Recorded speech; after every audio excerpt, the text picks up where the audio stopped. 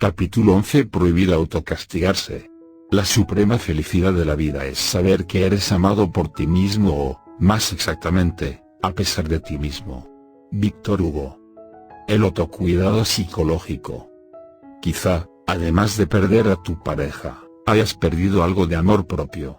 La pérdida afectiva muchas veces se acompaña de una autoobservación intrusiva e inclemente por parte del damnificado. Las víctimas se esculcan y revisan hasta la quinta esencia y no siempre para bien. Buscando una explicación que justifique la separación, suelen personalizar las causas y se ponen en el centro de la crítica. Esto puede durar días, semanas o meses y en ocasiones se convierte en un estilo permanente. Insisto, no le ocurre a todas las personas, pero cuando pasa es autodestructivo para la salud mental hasta el extremo de crear odio personal y culpa lacerante. Me equivoqué en todo, soy un desastre, no merezco que nadie me quiera y verbalizaciones similares aparecen y son profundamente disfuncionales. Si estás en esta etapa, debes tratar de frenarla y conectarte con una autoevaluación más benigna. Aceptemos que no eres un dechado de virtudes, pero de ahí a ser un desastre y bordear los límites de la miseria humana, hay una diferencia. Confórmate con ser normal, tienes cosas buenas y malas, como todos, y cometes errores y aciertos, ni ángel ni demonio. Eres más bien una persona que carga el despecho, el abandono o la pérdida y por lo tanto sufre, así que no ganas nada con agrandar la herida. No te trates mal, ni te insultes ni te autocastigues, porque aunque no lo creas mereces lo mejor por el solo hecho de estar viva o vivo. ¿Te equivocaste? Pues aprende de la experiencia. Que extrañas a tu ex. Aguanta y lucha contra la añoranza, que ya pasará. ¿Que te sientes solo o sola? Rodéate del afecto de seres queridos, de amigos o de gente del común.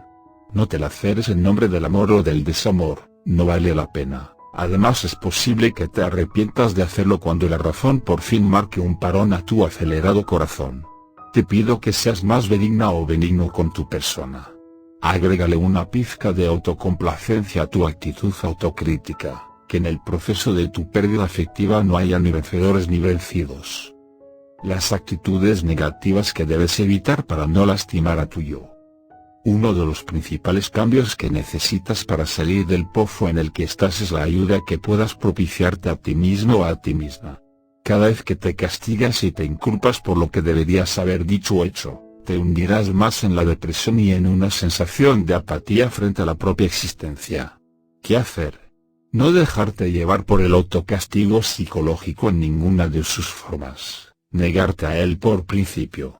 Si quieres criticarte, hazlo con respeto y de manera constructiva, sin acabar con tu valía personal. El autorreproche indiscriminado es una forma de flagelación que no mereces. Veamos algunas de estas actitudes y pensamientos negativos altamente contraindicados para el bienestar emocional. No merezco ser feliz. Aunque parezca incomprensible, hay personas que se apegan al dolor y hacen de él una especie de culto. Y se acostumbran al sufrimiento como si fuera una fatalidad ineludible y eliminan de sus vidas cualquier rastro o manifestación de felicidad. La alegría y el bienestar se procesan con cierta extrañeza porque, de acuerdo con su manera de pensar, no les pertenece por derecho propio. Una paciente me decía, si me siento bien con mi esposo, debo hacer algo para sentirme mal y arruinarlo todo. Sé que estoy haciendo algo inadecuado, pero es más fuerte que yo y no puedo parar. Peleo, discuto, invento problemas y me pongo insoportable. ¿Masoquismo? Es posible, además de sadismo, porque la que sufre también es la pareja. He conocido a gente que lleva a sus espaldas un fardo de problemas, organizados por orden de dificultad, y cuando resuelven el primero de la lista, pasan al segundo y así sucesivamente. El asunto es que las dificultades nunca acaban porque la lista se completa todos los días y, por lo tanto, siempre habrá de dónde sacar angustia. En estos individuos, la mente funciona principalmente como un centro de resolución de problemas. Ya resolví uno, veamos cuál sigue. No hay descanso, las contrariedades y complicaciones se encadenan sin dar tregua. No queda ni tiempo ni espacio para el bienestar o la tranquilidad del alma. Una mujer, ya entrada en años, me explicaba su actitud pesimista. Me he habituado a la infelicidad, así que cuando por momentos aparece algo de placidez y tranquilidad, inmediatamente me pregunto, ¿qué pasará de malo ahora? Desdichados y videntes de la mala suerte, como si el universo o algún tipo de providencia debieran compensar en ellos lo bueno con lo malo. La conclusión es terrible. Para evitar disgustos e infortunios es recomendable alejarse lo más posible de la felicidad o de cualquiera de sus manifestaciones, por ejemplo, del buen amor. Es muy difícil que estas personas pro desdicha hagan del amor una experiencia plena y saludable. Refunfuñarán minuto a minuto viendo más lo negativo que lo positivo. La botella estará siempre medio vacía y no sabrán gestionar el vínculo afectivo, con todo lo que ello implica. Sus modos de amar y de manejar el despecho o una separación estarán atados a la desventura y el conflicto como una profecía autorrealizada. El ex o la ex estarán en su cerebro como una carga justa y merecida. Las causas de semejante despropósito amoroso, básicamente son dos, que se conjugan entre sí. Punto central: haber tenido una educación en la que el placer, en cualquiera de sus formas, fue restringido o reprimido, creando una manera de pensar orientada a un estoicismo mal entendido. Vivir es sufrir, y amar, aún más. Este esquema antihedonista genera una incapacidad de gestionar el placer, cuya premisa afirma, sentir mucho y disfrutar es peligroso. Desde esta perspectiva, sufrir por el ex se convierte en una forma de expiación o fortalecimiento del yo. Punto centrado: una baja autoestima. Desde temprana edad se genera un estereotipo de sí mismo, autoesquema, en el que prevalece el aislamiento y el autocastigo motivacional. Un paciente comentaba, estar contento, ¿de qué? Soy feo, fracasado, incapaz y poco interesante. ¿De qué felicidad me habla usted? Por eso soy así, circunspecto, no me río, no demuestro mis sentimientos y evito los placeres mundanos. Es mi manera de sobrellevar una vida que odio.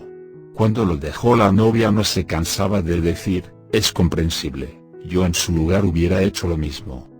Si quieres estar en pareja, debes tener alegría para dar y compartir, debes estar dispuesta o dispuesto al disfrute, a la risa, a la aventura responsable, a la improvisación y a que la creatividad te salga por los huesos. La amargura hunde el amor en un instante. La mayoría de los estudios muestra que una buena relación de pareja ayuda a ser feliz, te fortalece internamente y agrega motivación positiva a tu existencia. ¿Cómo diablos quieres entonces embarcarte en un amor que valga la pena si te niegas la oportunidad de ser feliz? No importa qué hayas hecho ni cómo haya sido tu historia afectiva, mereces sentirte bien, así te des golpes de pecho y te reproches a cada instante porque te dejó esa mujer maravillosa o ese hombre excepcional. Tu ex no es un marcador fidedigno de cuánta dicha puedes llegar a sentir ni tampoco es quien debe autorizar si mereces ser feliz o no. No le hagas caso. Esa persona solo ha sido una circunstancia en tu vida, una experiencia más, que de ninguna manera marcará tu destino. En una ocasión le dije a un niño, en forma de reto, anda, sé feliz, quiero verte. Solo sé feliz. El niño se quedó pensado unos segundos sin apartar su mirada y de pronto sonrió de oreja a oreja. Esa idea de la felicidad que esbozó aquella criatura es muy bella. Si te nace de verdad, sonríe una y otra vez. Sonríe hasta que se te cansen los músculos. Regala sonrisas cada vez que puedas, aunque a veces no te sientas bien, por la mañana y por la noche, a la gente desconocida, a las estrellas, a los viejos y a los jóvenes, cuando te mires al espejo, a las personas que amas e incluso a las que no quieres tanto. Ellas te las devolverán. Sonrisas no volaliconas, sino auténticas, de las que te nacen y explotan en tu cara inevitablemente. Si lo haces así, habrás encontrado un punto de convergencia donde la paz interior se mezcla con la alegría. Será un buen comienzo. Soy una mala pareja. ¿Qué es ser una buena pareja? Ofrece buen sexo, buena amistad, ternura y cuidado. Y aunque la mayoría de la gente está de acuerdo en estos puntos, finalmente, al buen amor lo definen los integrantes de cada vínculo de acuerdo con sus expectativas y metas personales. Podrías ser afectivamente insoportable para alguien y ser excepcional como pareja para otra persona. El relativismo amoroso existe y se hace evidente en tu historia afectiva. Mira hacia atrás y encontrarás amores y odios incondicionales de tus ex. ¿Qué es ser una mala pareja? Entre otras cosas, ser deshonesto, egoísta, infiel, indiferente y agresivo con tu compañera o compañero. Aunque es probable que tengamos concordancia en estos puntos básicos negativos, no podemos perder de vista que muchas veces lo malo de una relación puede subsanarse si la cuestión no es tan grave. Es decir, podemos aprender a ser una pareja adecuada.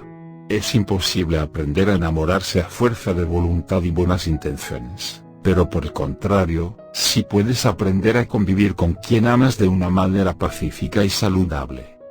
No venimos ungidos por alguna fuerza sobrenatural ni biológicamente determinados con el repertorio necesario para saber vivir en pareja, aunque nos agrade estar en familia y tener a alguien con quien compartir la vida. Así que si te ha ido mal una y 100 veces en el amor, existe la posibilidad de que modifiques tu supuesta predestinación para lograr una relación exitosa. La infinidad de terapias de pareja existentes en el mundo lo atestiguan. Así que antes de creerle el cuento a tu ex de tu supuesta incapacidad para funcionar como pareja, no te lo tragues entero, repasa sus críticas, analízalas con cuidado y trata de evaluar su credibilidad. Asume tu presunción de inocencia. Tal como dije antes, ten en cuenta que a veces las personas que se separan deciden echarle la basura al otro para quedar limpias de toda culpa. No vaya a ser que termines haciéndote cargo de la suciedad ajena. Tu mejor herramienta es el autoconocimiento, saber cómo eres, qué te falta y qué te sobra para pulirte, y estar lista o listo para iniciar una relación saludable y funcional.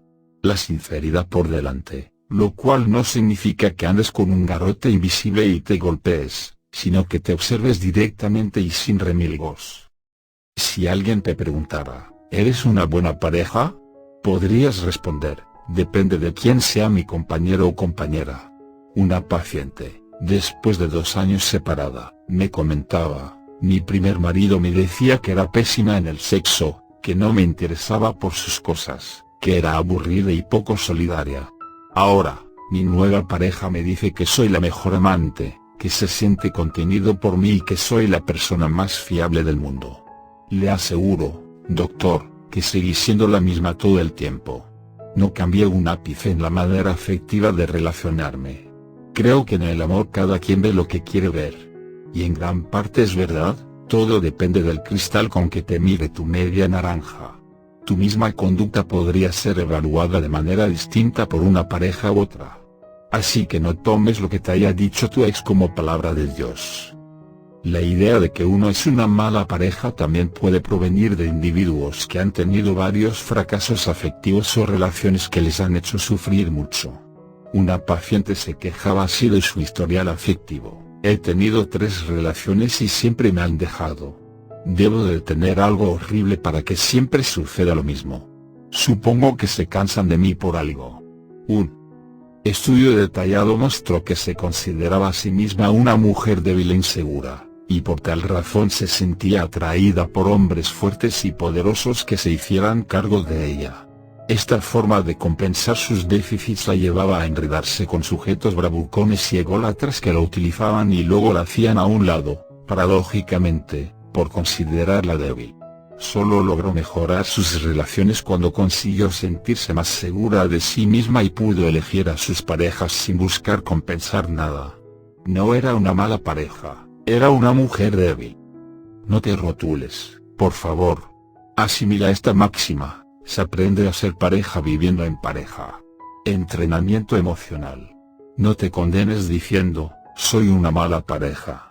Piensa en el contenido de tus afirmaciones antes de calificarte y trata de no utilizar categorías globales que involucren y ataquen tu valía personal. Céntrate mejor en aquellos comportamientos concretos que deberías cambiar. Por ejemplo, en vez de afirmar tajantemente, no sé amar o como pareja soy un desastre, podrías decir, trataré de ser menos egoísta y escuchar más a mi pareja o debo aprender a disfrutar más las relaciones sexuales, por eso buscaré a un terapeuta. En fin, conductas concretas y no clasificaciones totalizadoras que afecten negativamente a tu persona.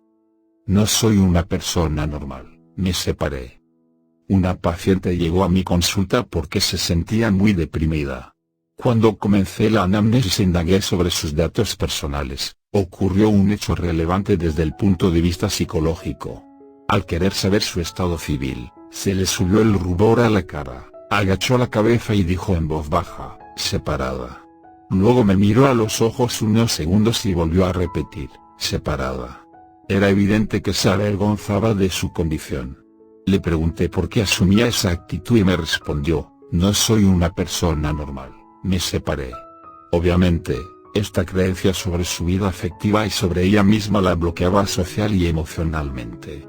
Ella llevaba en su ser una especie de marca, como en la novela de Nathaniel Hawthorne, La letra escarlata, cuya protagonista es una mujer adúltera a la que obligaban a llevar la letra colgada del cuello como una forma de sanción moral y social. Mi paciente, aunque no vivía en el siglo XVII, se sentía llevando la letra S, de separada, e incluso pensaba que la gente murmuraba a sus espaldas y la señalaba. Al cabo de unas citas descarté cualquier tipo de paranoia y descubrí con asombro que en realidad sí era señalada por su entorno inmediato debido a que habitaba en una subcultura especialmente conservadora. Una vez separada, la familia se alejó de ella, y muchas amistades dejaron de frecuentarla. La letra S, simbólicamente hablando, sí existía en su ambiente. Era segregada por hombres y mujeres, como si por el hecho de haber terminado con su matrimonio fuera una persona contaminada y contaminante.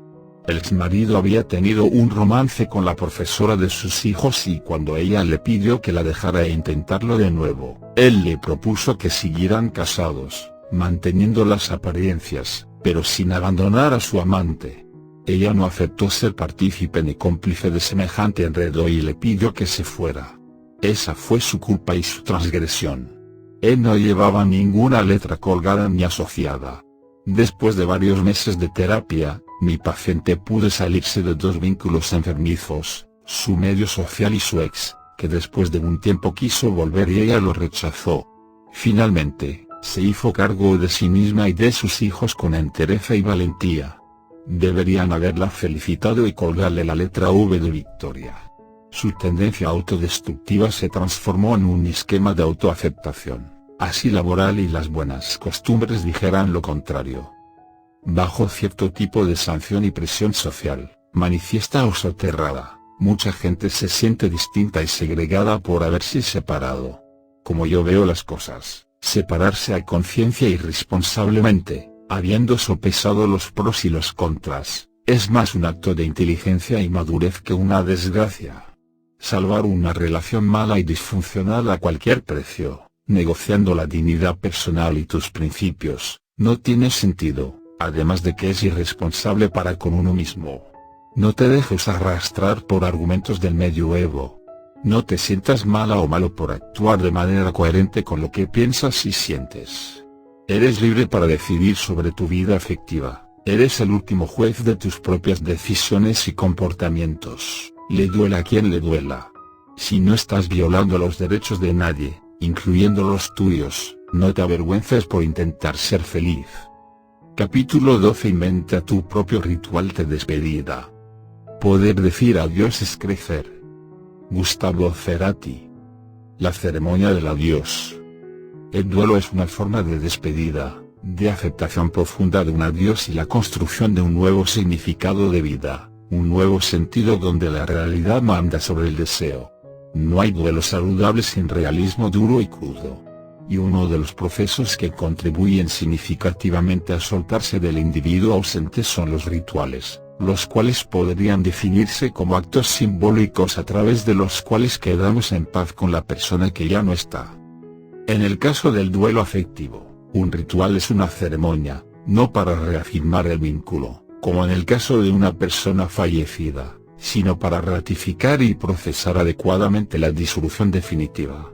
Este reconocimiento protocolar, acompañado de una acentuada e intensa actividad emocional, Pretende cortar y eliminar todo vestigio de autoengaño o esperanza inútil y establecer un distanciamiento concluyente por parte del doliente. Los rituales permiten aceptar los hechos, fomentar la expresión de dolor y hacer una especie de borrón y cuenta nueva para seguir adelante. No pienses que este reconocimiento de la pérdida será indoloro, terminarás admitiendo que perseguir un imposible es algo tan insensato como inútil. En el fondo, todo duelo es aprender a perder con dignidad.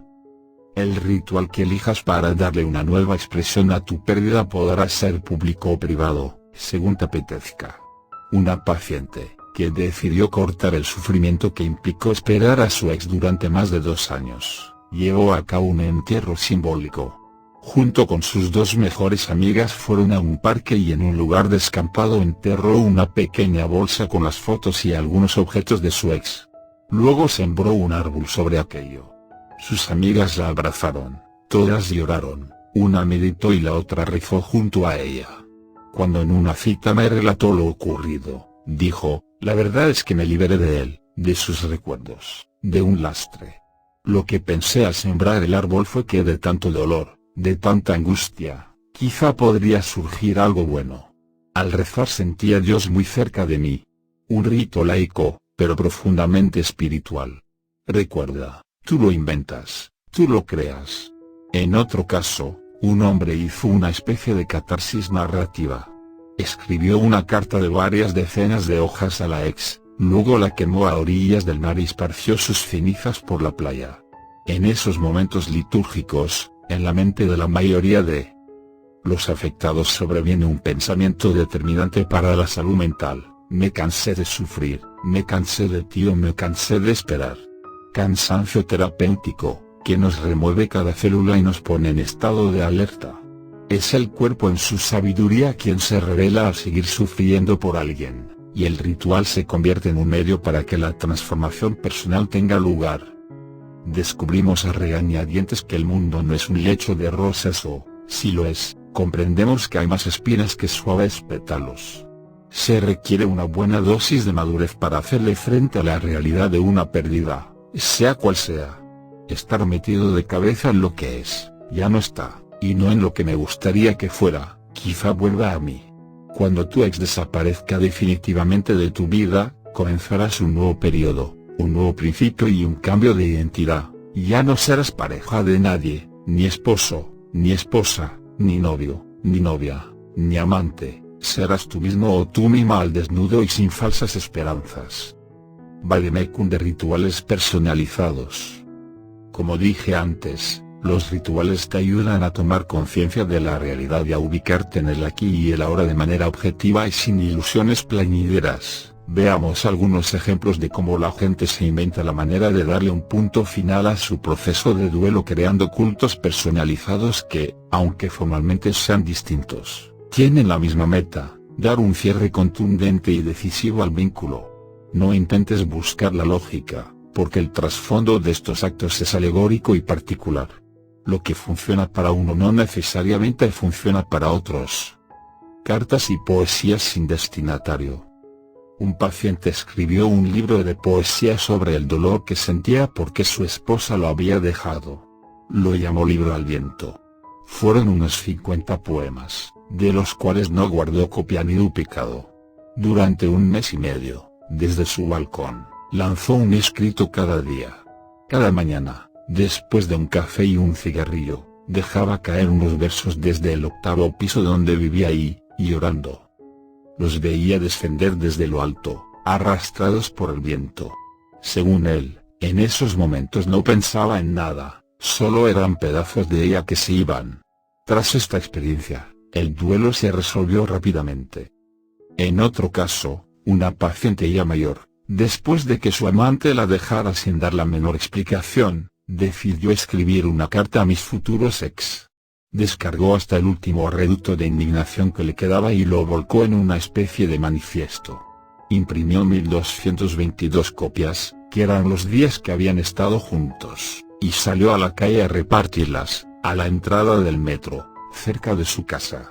Según ella misma explicaba, solo al entregar la última copia sintió un profundo y reparador alivio. Cuando le pregunté en una cita si aún pensaba en él, me dijo con la mayor tranquilidad: él murió para mí, o mejor, es como si nunca hubiera existido. Un ordenador y una impresora pudieron más que varias horas de consulta. La estrategia del cerrajero. Un paciente a quien su novia lo había dejado porque se había enamorado de su primo, regresó al Puente de las Artes, en París, donde había viajado con ella en una ocasión, y buscó durante varios días el candado que habían colgado juntos tras jurarse amor eterno. Con la ayuda de unas pinzas y mucha rabia, logró abrirlo y lo tiró al río, mientras se repetía a sí mismo: ya no te quiero, ya no te quiero, ya no te quiero, y soltó alguna que otra lágrima. Después sacó una cerveza que llevaba en su bolso y brindó por el desamor que, según él, se produjo en ese preciso momento. Crematorios laicos. La gente que practica este tipo de exequias no pretende honrar al muerto, sino a sí misma. Busca volatilizar simbólicamente sus sentimientos negativos de la persona ausente. El procedimiento consiste en tomar un objeto que posea una fuerte connotación afectiva y vinculante con quien fuera su pareja, buscar un recipiente y prenderle fuego hasta verlo convertido en cenizas. Un paciente lo hizo con una bufanda de su exnovia que ella le había entregado un día que hacía mucho frío y él guardaba con mucho cariño. El pedazo de tela aún guardaba el perfume de la mujer, por lo que el hombre decidió ponérsela por un rato, olerla. Y luego colocó una pequeña urna de metal en la bañera donde había hecho el amor varias veces con ella. Lloró, se despidió, la roció con alcohol y le prendió fuego, mientras escuchaba su canción preferida. Todo un ritual pirómano, sin duda. Mientras veía la bufanda quemarse, se decía a sí mismo: yo valgo la pena. Tú te lo perdiste, tú te lo perdiste. Autoestima de la buena. Y a partir de ese momento, muy pocas veces volvió a pensar en ella y cuando lo hacía podía manejar la situación. Fiestas de despedida. Recuerdo el final de la película Filadelfia, protagonizado por Tom Hanks y Denzel Washington, ganadora del Oscar al mejor actor en 1993, en la cual toda la familia y los amigos se reúnen, tras la muerte del protagonista, a modo de homenaje y despedida en un ambiente de festejo respetuoso. Los asistentes miran un vídeo de la niñez del difunto, mientras comen y beben en un entorno amable y cordial.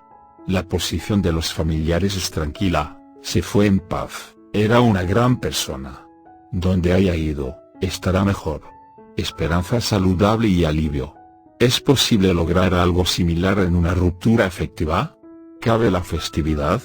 Pues en mis años de psicólogo clínico he visto muchos casos en que la pérdida afectiva es considerada afortunada por los afectados, y lo que se conmemora no es a la persona ausente, sino a la persona que renace al retomar su papel de separada en libertad. Una ruptura o disolución del vínculo puede liberar al doliente de años de sufrimiento, por lo que a veces la palabra doliente debería cambiarse por afortunado o afortunada.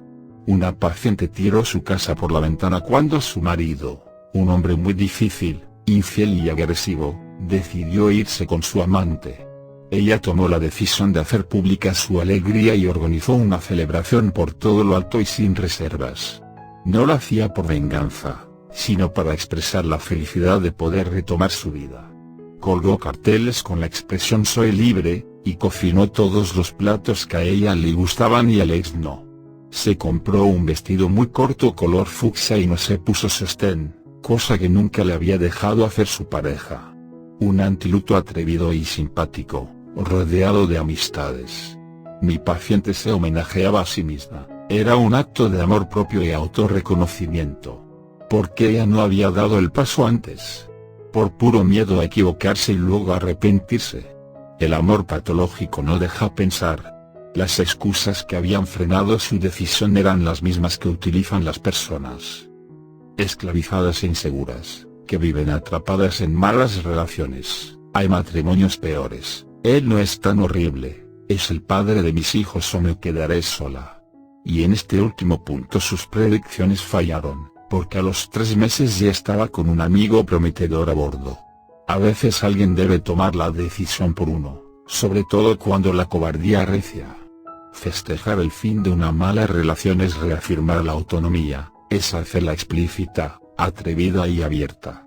Como ya he dicho en otros escritos, hay desamores que emancipan emocionalmente a la persona que ya no ama o a quien ya no aman. Ritual de purificación.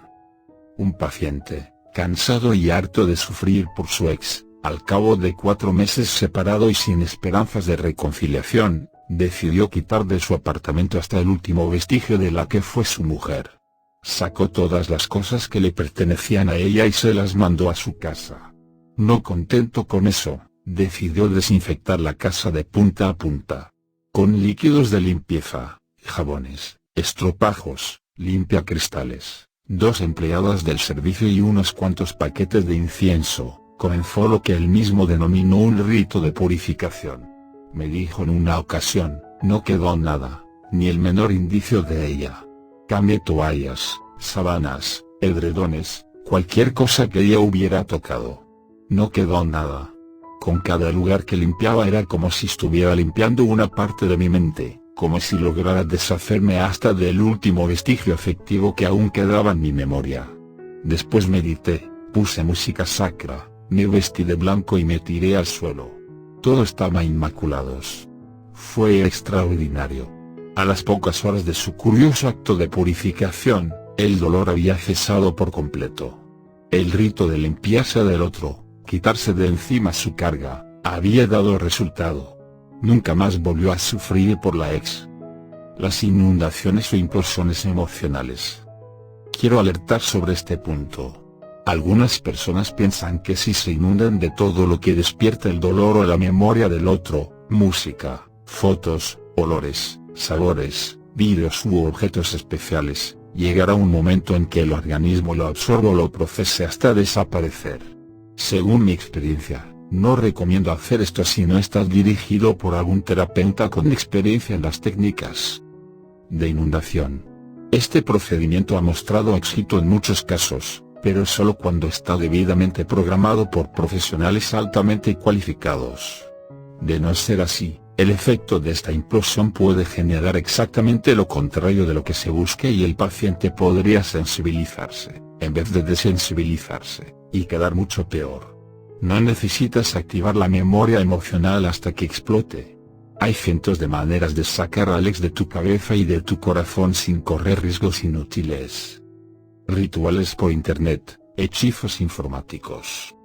Tampoco recomiendo la infinidad de hechizos que se sugieren en internet. Algunos de ellos son francamente delirantes y peligrosos para la salud física y mental. El pensamiento mágico no te sacará adelante, en el mejor de los casos, obrará como un efecto placebo y te hará sentir mejor por un tiempo, pero el problema seguirá ahí, enquistado y echando raíces. Confía en la ciencia y en tus capacidades. Busca una ayuda profesional, seria y acreditada. Si ves que no eres capaz de desligarte del ex, instrúyete y lucha, pero no te dejes seducir por métodos extraños y extraterrenales. Ni los duendes, ni las hadas ni los brebajes harán que te recuperes a ti mismo o a ti misma. Capítulo 13. Premiate, relájate, medita y cuida tu cuerpo. Amarse a uno mismo es el principio de una historia de amor eterna. Oscar Wilde.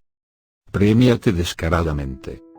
Sí, descaradamente, sin vergüenza y de manera casi insolente. Cuando creas que lo mereces, recompénsate. Puede ser con algo material o verbal. A veces con un simple pensamiento basta: estuve genial, este vestido me queda estupendo. O, si se te antoja, si yo fuera otra persona, me gustaría. ¿Mucho ego? No importa, es por un rato, es supervivencia básica. ¿Por qué no darte el gusto de hacer de tuyo un templo o un fortín? Por ejemplo, hoy no llamé a esa idiota, la saqué de mi vida por 24 horas, por algo se empieza. Así que hoy me invitaré a mí misma, o a mí mismo, a una cena espectacular. ¿Por qué no? Si tu ex ya no está, ¿por qué limitar la dicha de premiarte o contemplarte y mimarte con una buena comida y un buen vino? ¿Acaso el ex o la ex se llevó tu alma, tu cuerpo y parte de tu cerebro? Eres especial, siéntete especial, actúa como una persona especial. Así que borra la autocompasión que te hunde y crea un ambiente motivacional repleto de placeres y cosas que te gustan desde siempre. Si te mueres por un helado de chocolate, devórate 2 o 3, los 3 a tu salud. ¿Quién dijo que tus preferencias deben cambiar porque tu ex ya no te acompaña? El helado sabe mejor cuando lo comemos solos, sin hablar con nadie, concentrados en el sabor, en sacar la lengua hasta donde se nos antoje y relamernos. Tú y la dicha, cara a cara, en solitario. Que tus papilas se exacerben sin la necesidad de un amor maltrecho que te acompañe. Haz tu lista de privilegios, tu lista de premios y refuerzos, de lo que de verdad te gusta y piensas que mereces. No incluyes nada a medias. Anota lo que te induzca a mayor gozo y, si no es dañino para tu salud, regálatelo. Gestiona el placer saludable sin culpas ni recato. No esperes a mañana. Declara hoy el día del premio por existir. Se trata de autoconservación, de activar el amor propio hasta que no queden vestigios de autocastigo. Un paciente me decía, ¿cómo voy a premiarme a mí mismo, si apenas puedo con la vida, si no tenerla a ella me quita las ganas de vivir? Mi respuesta fue la siguiente: la primera etapa para salir del hueco en el que estás es dominar la depresión, y esto implica combatirla y hacer lo que te gustaba antes, aunque ahora no le veas mucho sentido o no te motive. Poco a poco irás recuperando las ganas por lo que te generaba placer. Es al revés de lo que piensas, no debes sentirte bien para empezar a autorreforzarte, es dándote placer y bienestar como te sentirás bien. Así sea un esfuerzo al principio, tu mente creará la posibilidad de alcanzar una buena autoestima que te sacuda y te aleje de la tristeza. No lo olvides, ella no lo hará todo. Esa es la buena nueva, hay vida después del desamor, hay vida después del ex. Quédate con esta frase de Plutarco y hazla tuya, inclúyela en tu base de datos y sácala a relucir cada vez que puedas. El hombre vale tanto cuanto él se estima. Tú defines cuánto vales. Y una cosa más. No hagas a un lado el humor, así sea negro y recalcitrante, lo importante es que te sirva para canalizar la amargura. Integra el chiste, la paradoja, la contradicción oportuna, la metáfora y lo absurdo a tu vida. No digo que disfrutes del sufrimiento, sino que aprendas a reírte de tu persona sin ofenderte. No seas como esos individuos pomposos y formales que se toman muy en serio a sí mismos y ponen cara de trascendencia hasta para estornudar.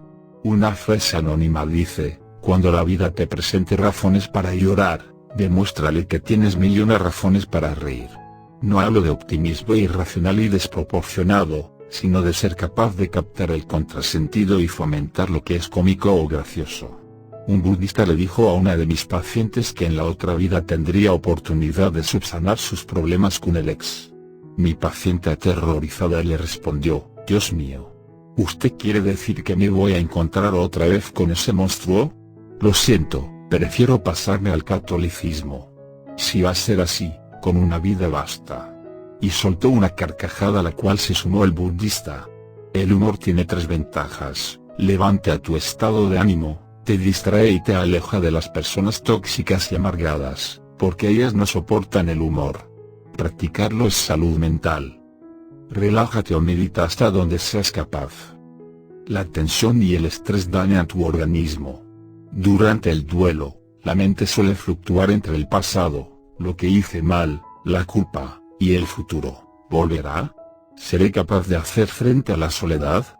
¿Podré vivir sin esa persona? Como viste en el capítulo Solo pienso en ti, es muy importante hacer frente a los pensamientos negativos, tendencia a la depresión, y catastróficos, tendencia a la ansiedad, respecto de tu ex. Hay infinidad de ejercicios físicos para relajarte. También la meditación, el yoga o el tai chi chuan pueden ayudarte a encontrar cierta paz interior. Un encuentro con amigos saludables, un rato con tu familia o ver una película entretenida, no de despecho, te ayudarán a cortar el ciclo de las preguntas sin respuesta que te haces constantemente. Algunas personas se acostumbran a estar estresadas y creen que ese es su estado natural. El sufrimiento se convierte en hábito. Esto no tiene que ser así. Recuerdo a un paciente que asistió a mi cita porque se sentía raro últimamente. Después de revisar el caso a fondo, el diagnóstico arrojó algo totalmente inesperado: se sentía bien y por eso se sentía raro. Estaba tan acostumbrado a mantener niveles altos de ansiedad y estrés, que cuando su organismo lograba cierta paz, se percibía a sí mismo desubicado. No hagas como él. No te acostumbres a la tensión. Una de mis pacientes lograba relajarse con unos cursos de danza del vientre, otro lo hacía jugando al ajedrez en los parques, y una adolescente, en un grupo de lectores de poesía. Cada quien encuentra su camino para luchar contra el estrés. Mantén tu fisiología al día, el cuerpo también importa. Algunas personas afectadas por un apego que les impide alejarse de su ex tienden a descuidarse a sí mismas físicamente. Alteran su biología y maltratan su cuerpo, porque ya nada les importa. ¿Para qué existir sin él, o sin ella? El descuido del lío suele ser un síntoma importante en las depresiones de diversa índole y puede dañar significativamente a quien las padece. Tú no eres una sucursal de nadie ni necesitas que alguien especial te dispense amor para que tu vida adquiera sentido.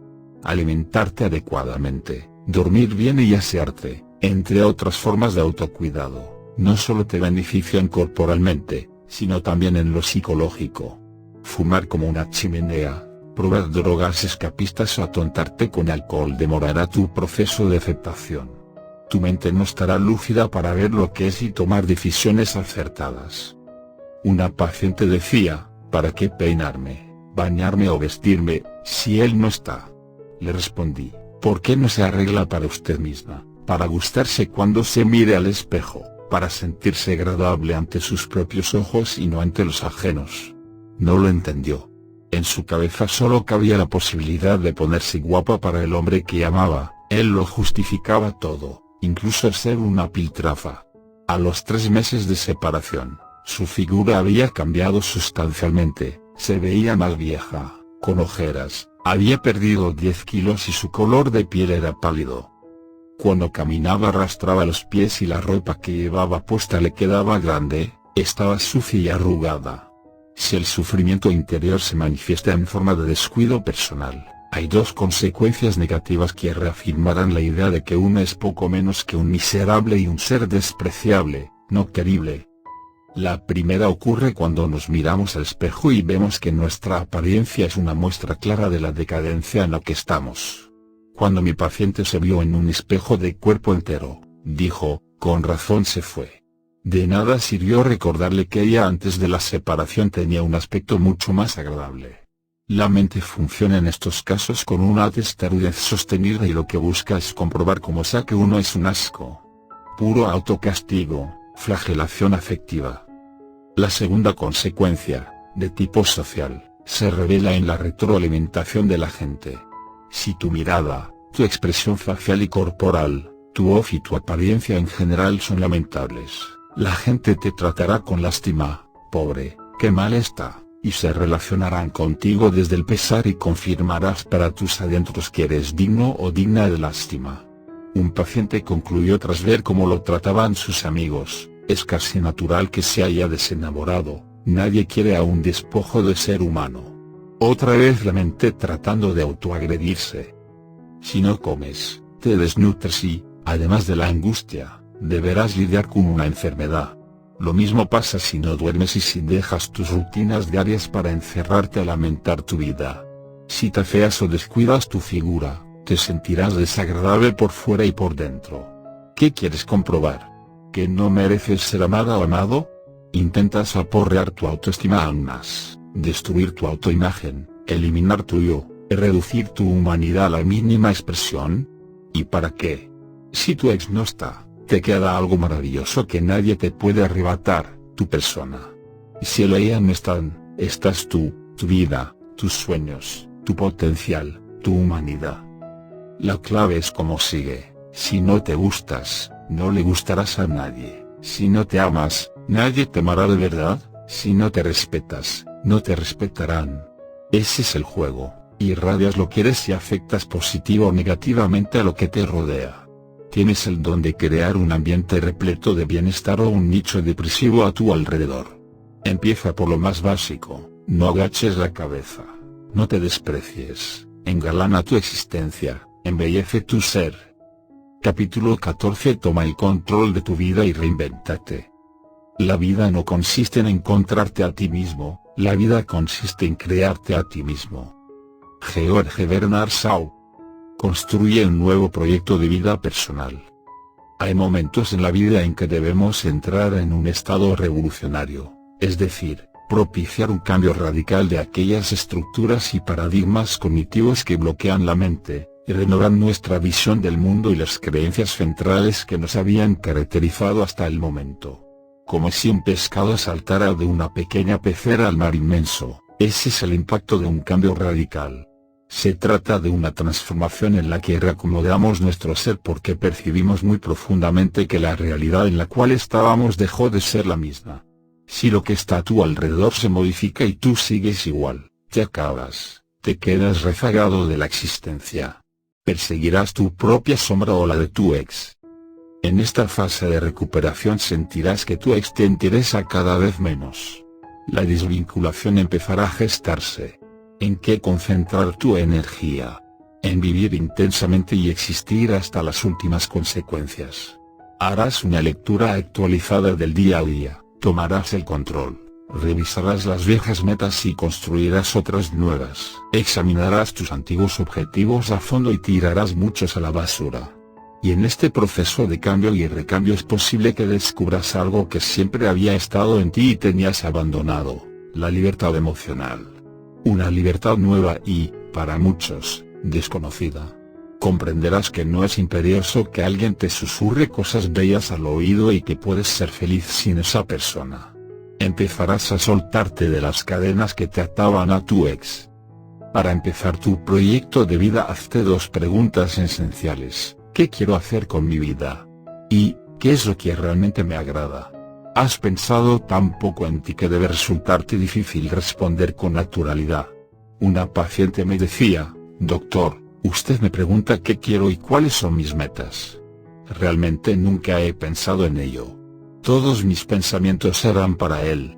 Debido a su dependencia emocional jamás se había preguntado qué quería ella, para ella.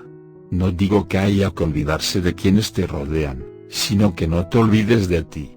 Si tu vida giraba alrededor de tu ex, ahora girará a tu alrededor, sin egoísmos, de una manera sensata y práctica. Es un hecho, para amar sanamente a los demás, debes primero fortalecer tu autoestima.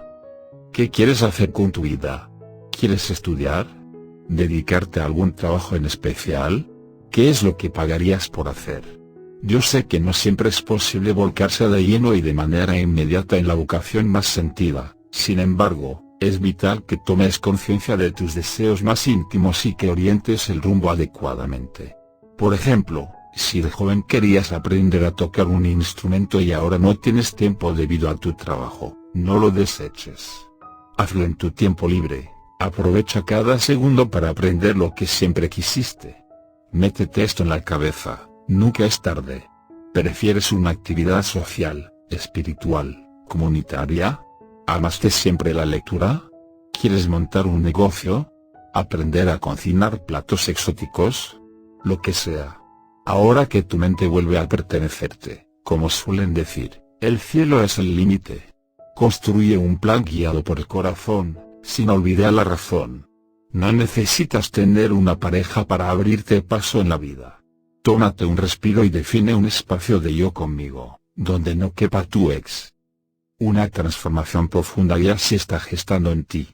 Observa el proceso y disfrútalo. Lo único que no puedes hacer es cruzarte de brazos y esperar a que las cosas se modifiquen por sí solas.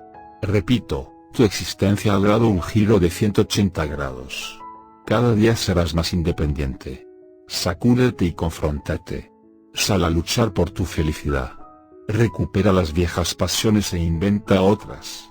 Métete de cabeza en el mundo. Llénate de optimismo y vacíate de aquel hombre o de aquella mujer que no te dio respiro. La vida sigue, curiosea, explora, sorpréndete. Si has llegado a esta etapa del duelo, ya no eres la misma persona.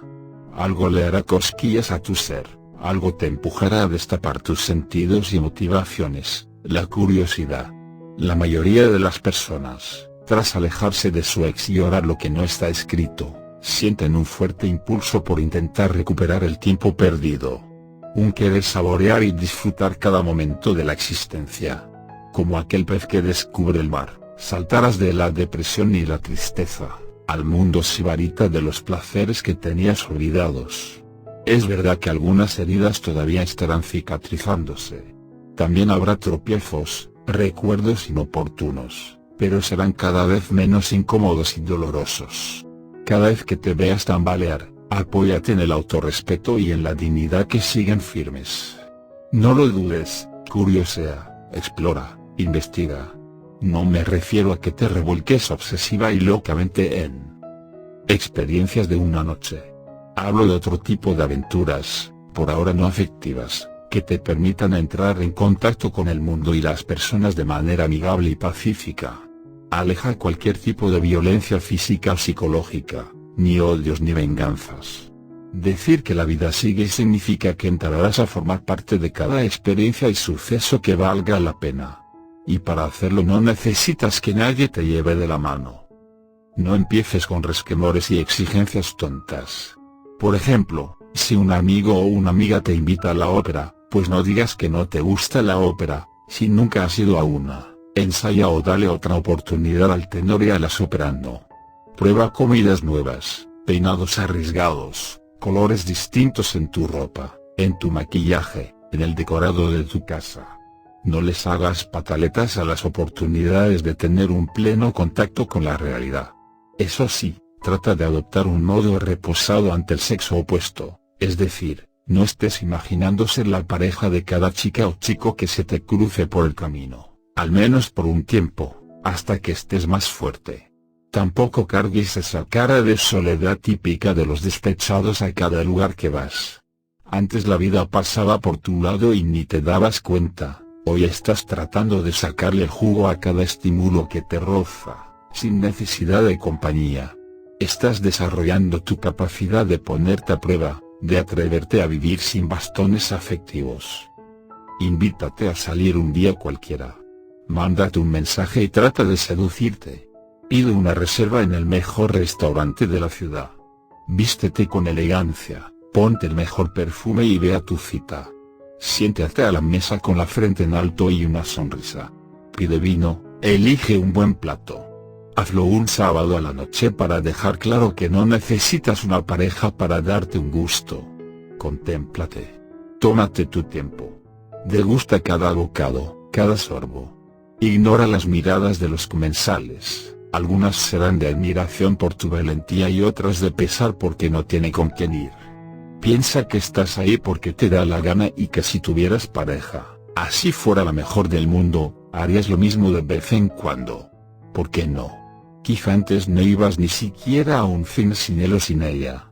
Todo era a cuatro manos y estaba diseñado para dos, cuando es evidente que hay cosas que solo son para uno y donde la pareja sobra.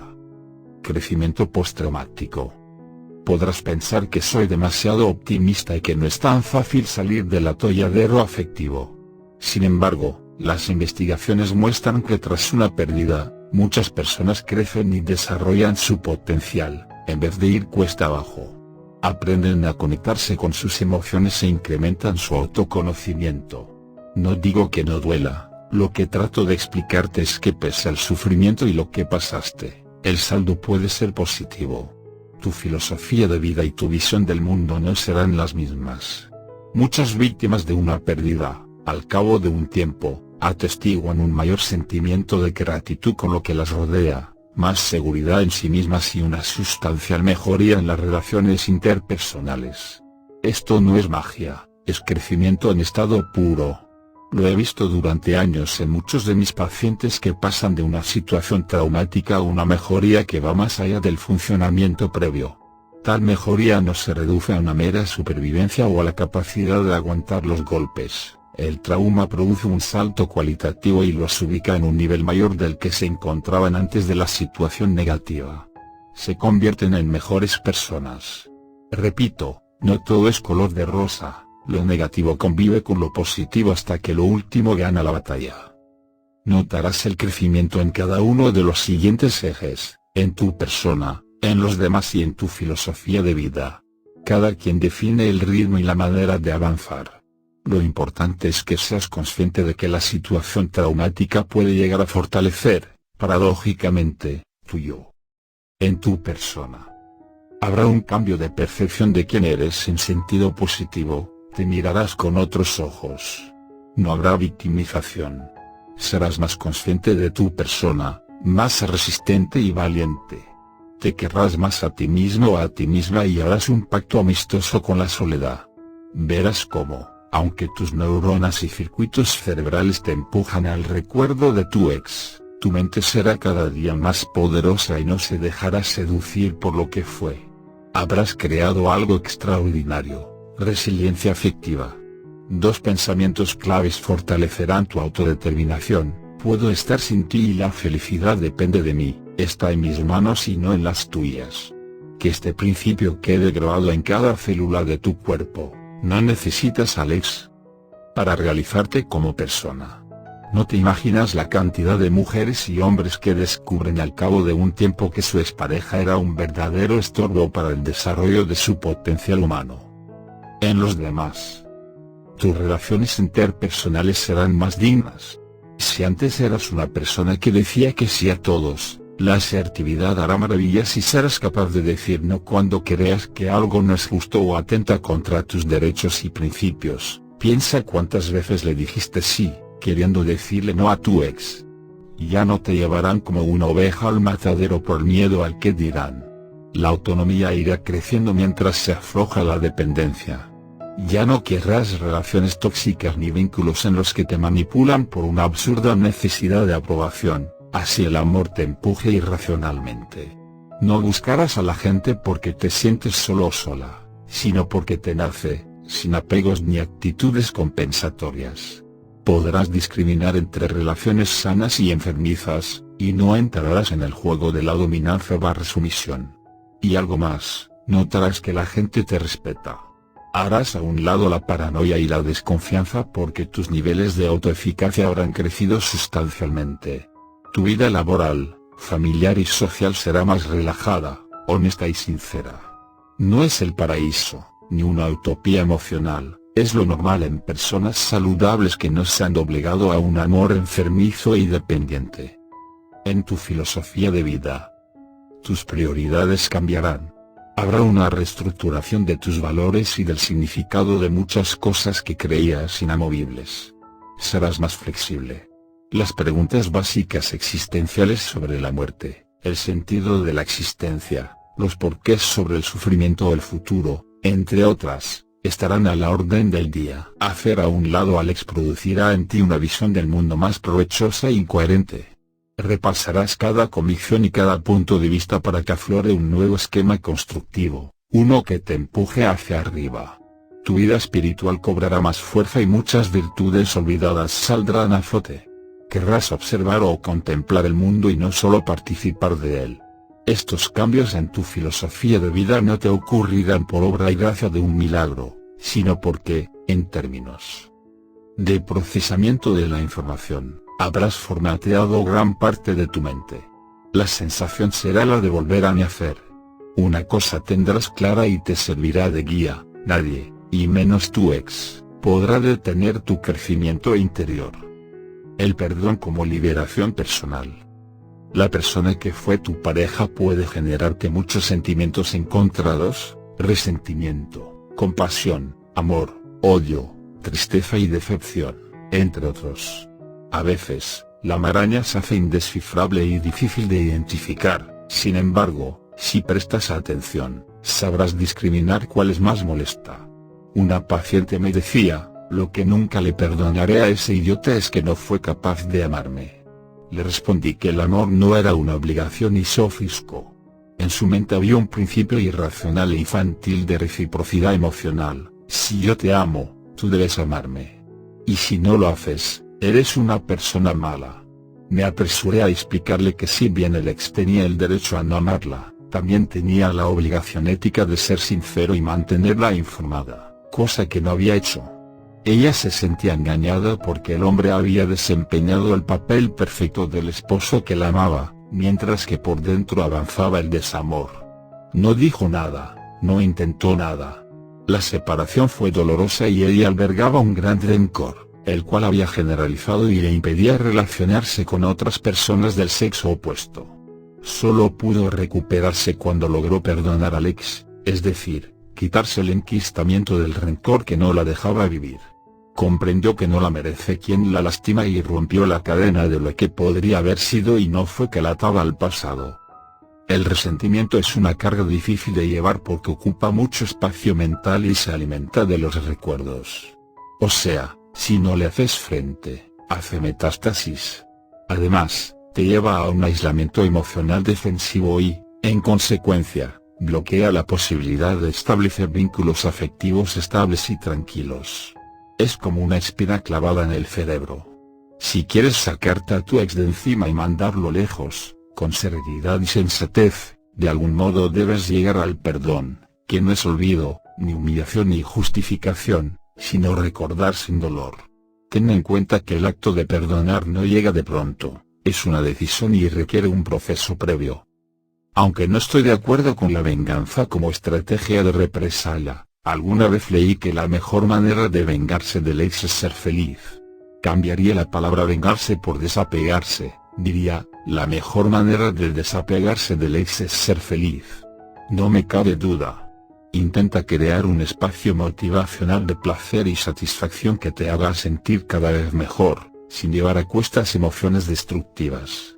Sin ira, sin mortificación ni sentimientos dañinos, si el camino de la paz interior es perdonar, recórrelo. El odio puede mantenerte atado a tu ex tanto como el amor. Déjalo o déjala ir. Haz efectiva la pérdida sin resentimientos. Después de todo, se trata de liberarte del peso de lo que fue, para arrancar liviano o liviano hacia lo que será. Reconstruirse implica soltar aquello que te ata a una experiencia mala o incompleta, a veces es la esperanza inútil y otras, el rencor.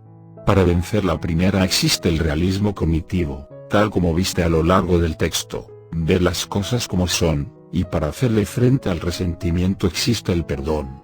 El crecimiento personal y la liberación emocional que lo acompañan requieren de la capacidad de hacerle el duelo al odio. La premisa es determinante, siempre es mejor perdonar que intentar destruir a tu expareja. Puedes sacarte a tu ex de la cabeza y el corazón sin utilizar el menor rastro de violencia física o psicológica. Para que lo tengas más claro, perdonar no es olvidar, es recordar sin dolor y sin rencor. Es una decisión. Tampoco implica negociar con los principios y los valores que te definen o doblegar tu propia dignidad. Perdonar no es cruzarte de brazos y ver cómo la otra persona arremete contra ti tratando de acabar contigo, no es poner la otra mejilla. Uno puede dejar de aborrecer al culpable y aún así seguir exigiendo que se aplique la justicia frente a ese individuo en cuestión. El perdón y la misericordia no implican abdicar de lo que creemos justo, sino defenderlo. En otras palabras, perdonar no exime de la justicia. Por eso una paciente mía que era regularmente maltratada por su pareja un día, cuando logró salir adelante y superar su dependencia emocional, le dijo a su compañero en mi presencia: te perdono, pero te dejo. El hombre no lo entendía y veía cierta contradicción en lo que ella decía, porque creía que el perdón implicaba clemencia y hacer borrón y cuenta nueva, como si nada hubiera pasado. Y no es así.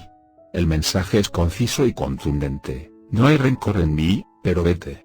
Si quisiéramos explayarnos, podríamos decir algo así: no te odiaré por lo que me has hecho. No te guardo rencor ni te deseo el mal. Te perdono en pleno uso de mis facultades, pero eso no implica que debamos seguir juntos. ¿Las razones? El desamor, el autorrespeto y mis principios.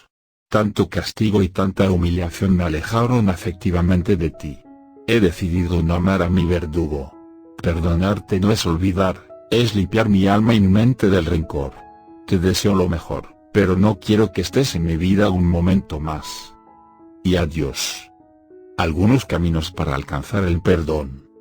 Aunque puedan existir más opciones, según mi experiencia como terapeuta, Estas son las formas más comunes de perdonar a las personas, a tu ex en particular. Insisto en que perdonar no implica volver con él o con ella. Cada uno transita su propio camino. Cada quien es dueño de su dolor. Es obvio que el perdón, como el amor, no se obliga ni se exige, es una decisión que nadie te puede imponer. El camino de la compasión.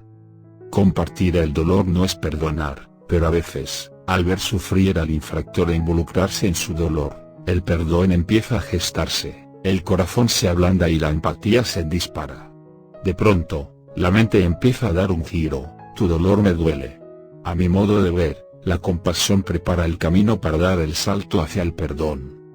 El camino de la comprensión es el preferido de los psicólogos clínicos. No obstante, hay muchas dudas al respecto. ¿Perdonar es comprender? No necesariamente.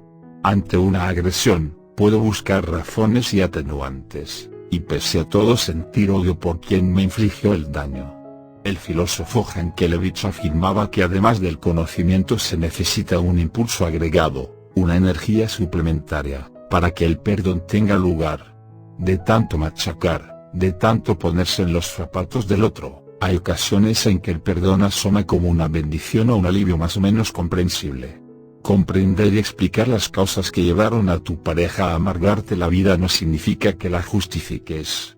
Un hombre me decía, ella tuvo una familia disgregada, malos ejemplos. También sufrió de abandono y es muy insegura de sí misma. Todo eso lo entiendo, pero nada justifica el daño que me hizo. Hoy no soy capaz de perdonarla porque aún siento rabia. Quizá con el tiempo, cuando todo se apacigüe. El camino del desgaste. En los dos puntos anteriores, el proceso estaba centralizado en el otro, compadecerlo o comprenderlo. En este caso, el camino es más autorreferencial. Hay ocasiones en que el desgaste que genera el rencor es tal que la persona decide perdonar como un acto de supervivencia. El rencor me está matando. Me cansé de sufrir. No hay amor, ni compasión ni comprensión, solo cansancio esencial que revierte sobre sí mismo, odiar el odio. El perdón como mecanismo de defensa, como un recurso del yo sin importar tanto el tú. Un autorregalo, te perdono porque quiero seguir viviendo en paz. Y el ofensor ni siquiera debe enterarse. Lo hago por mí, por amor propio, por conservar mi salud y mejorar mi calidad de vida. El camino de la comparación. Es una forma de identificación por lo bajo, el que esté libre de pecado que tire la primera piedra, enseñó Jesús. Existe entonces otra entrada al perdón y es la de compararme con la persona que me lastima. ¿Cómo odiar a quien se me parece sin odiarme a mí mismo? Aquí el yo se involucra de otra manera. El mecanismo de identificación con el agresor no se hace desde el afecto, sino desde la razón que coteja, como no perdonarte si yo hubiera hecho lo mismo. Una mujer, tras meditar sobre el abandono que había sufrido, llegó a la siguiente conclusión: ya no me quiere. Me duele hasta el alma aceptarlo. Y ni siquiera tiene a otra. Simplemente, me dejó de amar. ¿Qué le puedo decir, doctor? Me podría haber pasado a mí. Yo podría haber dejado de amarlo. Y, pensándolo bien, así me ocurrió con mi primer novio. Después de 5 años, me quedé vacía por dentro. No hubo mala intención en mí, solo desamor. Ni siquiera tengo que perdonarlo, le puede pasar a cualquiera. No hay el menor rastro de ira o de rencor en mí, solo dolor. Inteligencia emocional, es verdad que dolorosa, pero inteligencia al fin. La actitud realista y el perdón la llevaron a elaborar su duelo de manera adecuada y sin complicaciones. El corazón no se jubila. No hagas como aquellas personas que sufren de amorofobia, miedo a enamorarse otra vez, porque han sufrido tanto que escapan ante la sola idea de repetir la tortura que vivieron debido a sus pérdidas afectivas. No hagas como el gato que se sentó sobre un fogón prendido y a partir de ese día nunca más se sentó. Como vimos antes, tampoco se trata de pensar que un clavo saca otro y salir con desesperación a buscar un reemplazo. Entre un extremo y el otro, está la moderación afectiva. Deja la puerta entreabierta. Si la persona que golpea vale la pena, ábrela de par en par, y si no, ciérrala con prudencia para no darle en las narices. Lo que no debes hacer es echar la llave con carácter definitivo. No quites la posibilidad de enamorarte otra vez. He visto infinidad de casos en que la resistencia es superada casi de inmediato y la puerta se cierra intempestivamente, ni siquiera se abre, porque alguien inesperado y ni siquiera imaginado te activa hasta la última hormona de tu cuerpo. Los afectados suelen decir, no me lo esperaba, me enamoré como un adolescente, no pensé que podría pasar a esta edad, etc. Y también he visto como más de una cerradura va cediendo poco a poco a los intentos de un nuevo amor que se infiltra lentamente, de manera reposada, como un buen vino, y era una pasión en ascenso. Como sea, desde el enamoramiento alocado o desde el sosiego de un amor tranquilo, tu corazón, en cualquier momento, puede bajar las barreras que impuso el temor. Así que no hagas el ridículo. No vayas por ahí notificando que te has jubilado emocionalmente, ya que lo más probable es que vuelvas a juntarte con alguien. ¿Qué hacer con el miedo a fracasar nuevamente? Las personas que logran enfrentar y superar una pérdida afectiva adquieren lo que llamo la sabiduría de no. Quizá nunca sepan qué es lo que quieren exactamente o lo que esperan del amor, pero sí tendrán claro lo que no quieren, lo que no desean repetir, lo que les repugna, lo que jamás consentirían. Y esto sirve como criterio de descarte. Si tienes claro lo que no estás dispuesta o dispuesto a negociar en una nueva relación, lo que no va contigo, sabrás cuál es el límite, cuándo renunciar o cuándo insistir. Y un dato más, gracias a la sabiduría del no, ya no construirás falsas expectativas ni te aferrarás a una esperanza irracional e inútil. Es posible que la pérdida afectiva te haya vacunado contra la ilusión emocional irracional. El amor se mide por los hechos. Si no pasa de las palabras a la acción, ese amor no te sirve, es puro bla, bla. El refrán lo explica bien, obras son amores y no buenas razones. Ser realista no significa que debas convertirte en una persona fría y calculadora, sino en alguien más lúcido, realista y sensato. ¿Romanticismo? Por supuesto, pero con quien valga la pena. Con los principios claros y la capacidad de discernir a flor de piel, ya no serás una veleta que va hacia donde el viento indique, tendrás un motor interno de última generación. Ni tu ex ni el amor podrán aplastarte si no los dejas. Epílogo. El hábito de estar con alguien, su cuerpo, su olor, sus gestos y muchas cosas más generan un esquema del ser amado que se emplaza en nuestra mente como una cuestión esencial. El otro se vuelve imprescindible y ni siquiera concebimos una vida sin su presencia. Y de todo esto, de esa repetición y del encuentro íntimo con la persona amada, puede surgir un vínculo adictivo si lo manejamos mal y nos apegamos. No puedo vivir sin ti. Pero no siempre el idilio va por donde queremos y, en ocasiones, la supuesta estabilidad afectiva que creíamos haber conseguido se rompe. Por la razón que sea, la relación se hace añicos, insoportable o imposible, y en ese momento nos extraviamos en una pérdida para la cual no estábamos preparados. No sabemos qué hacer. Quien hasta ayer estaba a nuestro lado, hoy ya no está. ¿Cómo aceptarlo? ¿Cómo poder seguir sin él o sin ella? La realidad va para un lado, ya nos dijimos adiós. Se acabó, y el corazón, tozudo, va por otro, siento que aún me pertenece, que yo le pertenezco. Si llegaste a esta parte del libro, te habrás dado cuenta de que cuando nada puede hacerse para mantener el vínculo, la cuestión queda en tus manos, tú debes liderar el cambio. Es tu tarea procesar la pérdida, sacarte a tu ex de la cabeza y del corazón. Existe un conjunto de técnicas, sugerencias, consejos, prácticas, antídotos y estrategias que, si los ejecutas y los pones al servicio de un realismo inteligente y saludable, se convierten en armas poderosas para elaborar adecuadamente el duelo amoroso. Es posible desprenderte y seguir, levantar cabeza y reinventar tu capacidad de amar. Cuando logres hacerlo, te convertirás en un superviviente del amor, con la sabiduría que ello implica. Dicen que el corazón a veces se rompe, que hay que restaurar el corazón roto, pero yo sostengo, de acuerdo con mi experiencia, que solo se magulla, que no se parte, que no se jubila y que, incluso, puede reestructurarse para bien con una fuerza inusitada. Las situaciones límite te llevan a saber más de ti, a conocerte de una manera más profunda y honesta. Tu ex ya no está ahí, sin embargo, tú sigues adelante, más consciente que nunca. Cuando en otros libros he dicho, no te merece quien te lastima o quien no te quiere bien, significa que aún en las pérdidas afectivas más terribles o en el peor y más crudo desamor, la gente se recupera cuando echa a rodar la dignidad personal y el autorrespeto. No son palabras ni consolaciones bobaliconas, es verdad, los que están apegados a su ex o a un amor imposible pueden soltarse de manera definitiva, y la mayoría es capaz de hacerlo. Lee esta guía las veces que sea necesario. Ten la mano. Cuando creas que está todo perdido y que te vencerá el dolor, recurre a ella. Recuerda que en este contexto, olvidar no es sufrir amnesia, es vaciar de contenido emocional el recuerdo de quien estuvo a tu lado.